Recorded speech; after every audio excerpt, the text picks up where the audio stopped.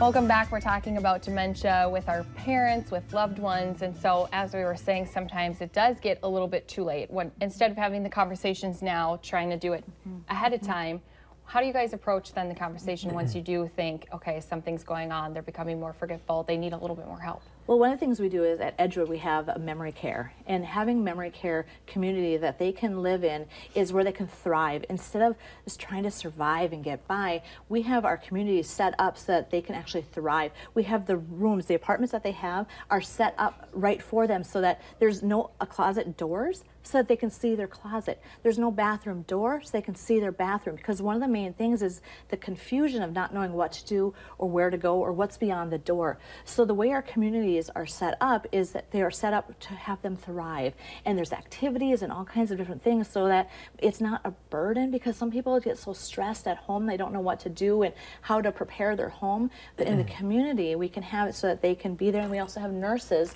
on hand that are able to help them with the different things, and they're trained to have the cues to know what is going on, where they're at, and they can help them to the best of their abilities. So if you have some questions with somebody, do you come and sit down with you guys like with a consultation? Do you come see them? How does that work? We usually try to see them in their home environment first, just to kind of see, but also we like to bring them in because sometimes they have been functioning pretty well. I like to sometimes call it a good fluff, where they seem that they're doing really well, but when you put them in a different environment, you really see how the disease has been affecting them and how far advanced they actually are. Like, what do you mean? What are the distinctions? Just like, Missy was saying, our setup's very simple, because in their own home, they might remember where the bathroom is or something, but when you get them into another facility, that stressor like Missy was talking about, all of a sudden they're having issue with word find. They're having issue with even knowing how to use the bathroom. They're having issue with just typical communication. And that's a lot of things we try to take into consideration too when we're screening and finding someone appropriate in their placement. The communities are set up specifically for what they need. And something that's amazing too, I think, is we have such a great connection with the Alzheimer's Association, and it's amazing because in North Dakota alone, it's the third leading cause of death. And so we can't take it away. We can't say it's never going to get worse, because that's not the way that this disease is. But what we can do is we are set up to help them and to the best of their ability have, and like we always say, is so they can thrive. And it's an exciting time because there's activities, it's fun, they're doing all kinds of things. So it's a great place to be with support and everything.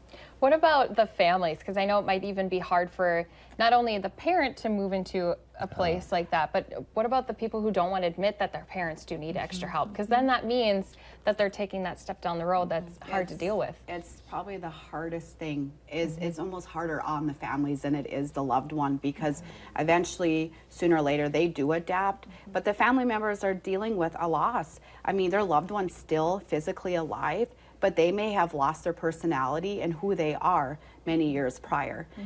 We offer a lot of support for families, and like Missy was talking about the Alzheimer's organization, they have a 24-hour hotline for family members to call with questions, concerns, and to give them tips and directions on how to approach situations.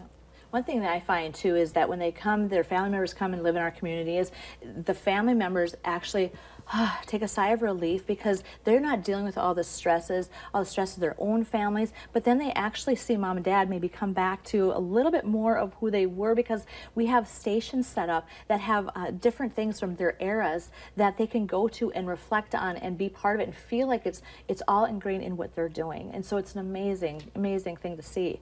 Wow. Good stuff. Thanks, you guys. Appreciate it. Thank you. Quickly, phone number, website, people want to get a hold of you? EdgewoodSeniorLiving.com. Okay, great. All right, stick around when we come back. Red River Valley Zoo's got a great Christmas event coming up. We're going to tell you about that and much more right after this.